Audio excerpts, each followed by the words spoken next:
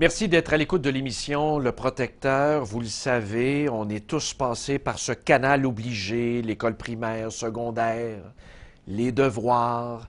Et comme parents, bien évidemment, c'est un cycle qui recommence avec nos enfants. Même comme grands-parents, vous pouvez accompagner vos petits-enfants dans les devoirs. Et on estime qu'au primaire jusqu'au secondaire, c'est 2000 heures que chaque enfant va consacrer aux devoirs, donc après l'école. Souvent à la maison quand il n'y a pas de période désignée à cette fin-là au sein de l'institution. Et évidemment, dans notre temps, nous, c'était le bon vieux cahier Canada, avec des cahiers d'exercice, un crayon à mine, une gomme à effacer, et ça se limitait à ça. Mais aujourd'hui, là, c'est l'attirail des nouvelles technologies. Hein, vous savez, moi, je vous montre le iPhone ici, le iPad. Dans les classes, on a les tableaux intelligents. C'est tellement en vogue que le 30 avril et le 1er mai, ce sera le 3e sommet qui réunit des chercheurs de partout sur la planète à Montréal pour discuter des nouvelles technologies, dont le iPad et d'autres, au sein de la pédagogie. Et pour en parler, ça me fait plaisir d'avoir le professeur Thierry Karsenty de la chaire de recherche du Canada sur les technologies en éducation. Il est avec nous au bout du fil et c'est le responsable aussi, entre autres, de ce congrès. Bonjour.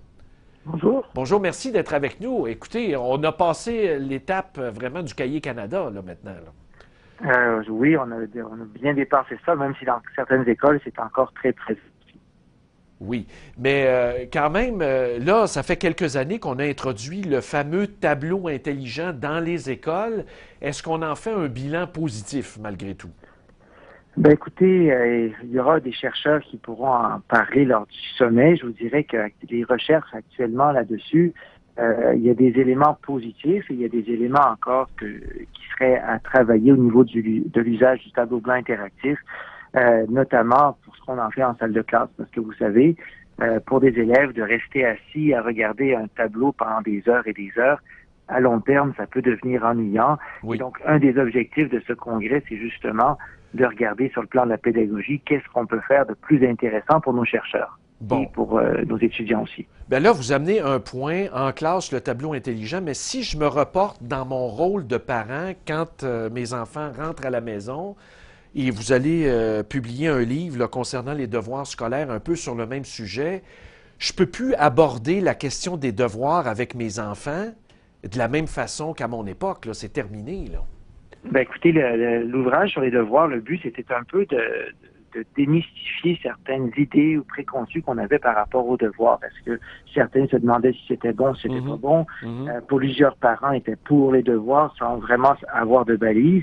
Alors, on essaie de présenter, à partir des recherches, un guide pratique pour les enseignants et pour les parents, leur donner des balises au niveau du temps, au niveau des conditions qui rendent ça plus efficace.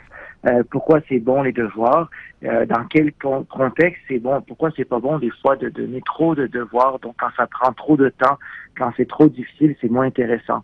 Au niveau des technologies, on a un chapitre complet qui est consacré à ça. Ce qu'on essaie de montrer, c'est comment finalement les technologies peuvent aider l'enfant et le parent à faire des devoirs aussi.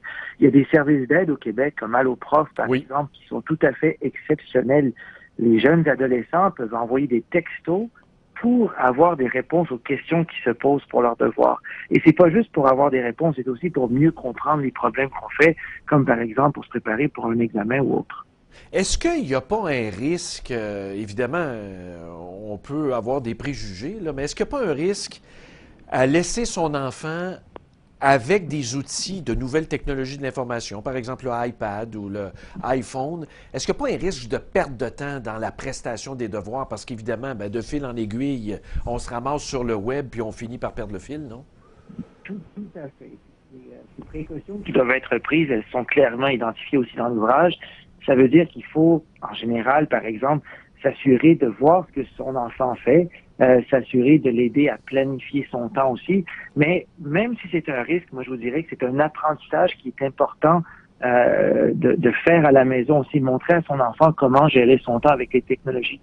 Si on lui montre pas comment faire à la maison, il va arriver à l'université et il va en connaître d'autres pertes de temps avec l'usage des technologies. Alors, peut-être que l'enfant qui aura appris à la maison à gérer son temps avec les technologies, à ne pas aller trop souvent sur les réseaux sociaux, à ne pas perdre de temps inutilement et à faire son travail plus tôt, mais lui, il aura un avantage sur les autres. Donc, le livre, dit justement oui pour l'usage des technologies, mais oui aussi pour montrer à l'enfant à faire un usage responsable de ces technologies-là. Et il y a 32 stratégies qui sont proposées aux parents et aux enfants, et certaines stratégies justement qui aident les enfants à mieux se gérer dans l'usage des technologies à la maison. Oui, oui, exactement, se discipliner, parce qu'il y a même au sein de certaines écoles où l'outil technologique, à part celui qui est fourni par l'école, l'enfant ne peut pas amener, par exemple, son iPad ou son iPod à l'école, c'est proscrit à cause des pertes de temps. Ben, moi, je vous dirais que c'est un peu un mythe, ces écoles-là. Oui. On pense qu'il n'y a pas de technologie. Nous, les études qu'on a faites nous montrent que même dans les écoles où le téléphone cellulaire était interdit, on parle des écoles secondaires, il y a, écoutez, en secondaire 5, il y a plus de 90% des jeunes qui ont avec eux leur téléphone cellulaire, qui envoient des textos durant les cours de façon très discrète. Donc, les technologies, même quand elles sont interdites dans les écoles, elles sont présentes.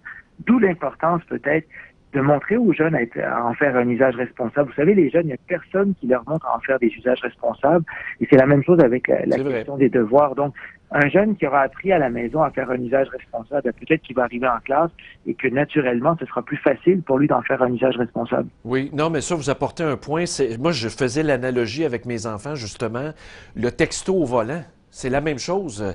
À un moment donné, il faut se donner une discipline, puis mettre des barrières, puis voici quand est-ce qu'on s'en sert, et voici quand c'est inapproprié. Mais là, je vous amène sur un point, et je l'ai même expérimenté avec ma plus jeune. Elle va à l'école secondaire, tableau intelligent, elle a son iPod, on a le iPad et tout ça, fourni par l'école même. Mais là, à un moment donné, je lui demande, vous croirez pas ça, peux-tu m'écrire un texte sur une feuille de papier normale avec un crayon? Et je vous jure, ça a été pénible. Mal au poignet, difficulté à écrire de façon cursive. C'est comme si on était en train de perdre cet aspect-là. Moi, je vous dirais, c'est peut-être parce qu'elle avait quelque chose contre vous, mais globalement, les jeunes qu'on a rencontrés, je peux vous dire, ils ne sont pas en train de perdre leur habileté à écrire. Non. La plupart des évaluations à l'école sont faites encore avec papier crayon. Moi, je vous dirais qu'actuellement... Mais il n'y a pas une paresse qui s'installe? La paresse, elle est là de toute façon, mais nous, les jeunes qu'on a questionnés, on leur a demandé, ceux qui écrivent justement un texte à la main, combien vont être portés à déplacer des paragraphes, à faire des choses comme ça dans leur texte? Personne. Parce qu'une fois qu'ils l'auront écrit à la main, là, les plus sages vont corriger leurs fautes et encore. Alors que quand c'est écrit à l'ordinateur, ils vont être plus incités à déplacer, à être en tout cas plus créatifs avec leur texte, à déplacer des phrases, à déplacer des paragraphes. Et ça, c'est quand même quelque chose d'intéressant. Moi, je pense que comme enseignant, il faut trouver un juste équilibre et l'idée de leur montrer à écrire avec des outils électroniques, pour moi, ça fait justement partie des compétences qu'on devrait avoir en 2015. Et trop peu d'écoles, trop peu d'enseignants qui montrent aux élèves comment bien écrire avec des outils électroniques. Et je pense que c'est pas quelque chose qui se développe naturellement, on doit l'apprendre. Et justement, dans le livre sur les devoirs, il y a toute une section justement sur l'apprentissage de l'écriture avec les outils électroniques, montrer aux élèves comment se servir des correcteurs, etc. Puis comment les correcteurs peuvent les amener à mieux écrire, même papier-crayon après. Non, mais ça, vous apportez un point, c'est vrai. Encore là, c'est une question de discipline. 2 points, là, c'est ça? Oui, c'est vrai, 2-0 pour vous, parce que quand ma fille me texte, évidemment, on prend des exemples contemporains qu'on connaît, elle m'écrit, tu sais, un peu de façon laxiste, c'est tout croche, pratiquement au son, puis à chaque fois, je la corrige en disant, ton accord est pas bon, ton mot est pas bon. Oui, mais papa, on se texte, là, ça compte pas, là. Mais au fond, ça compte pareil. C'est comme un message traditionnel.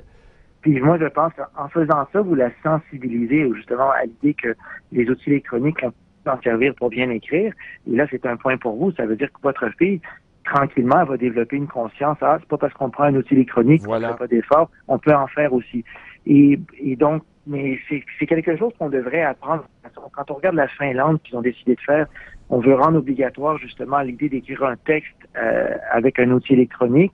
Aux États-Unis, dans 45 ou 46 États, c'est obligatoire aussi en 4e année du primaire d'écrire un texte à l'ordinateur. Je pense que c'est une compétence qu'on doit développer à l'école, aussi à la maison, dans l'aide de et dans justement dans l'ouvrage, on recommande plusieurs sites pour apprendre aux élèves à maîtriser le clavier, à utiliser les différents correcteurs qui sont gratuits.